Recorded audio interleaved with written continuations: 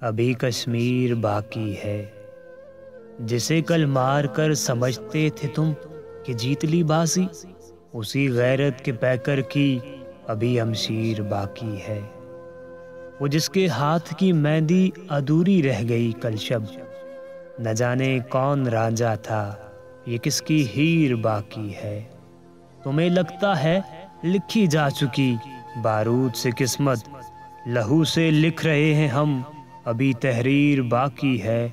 کوئی ہمت کرے چپ توڑ دے، بڑھ کر ہلا ڈالے ایوان عدل میں جو آخری زنجیر باقی ہے۔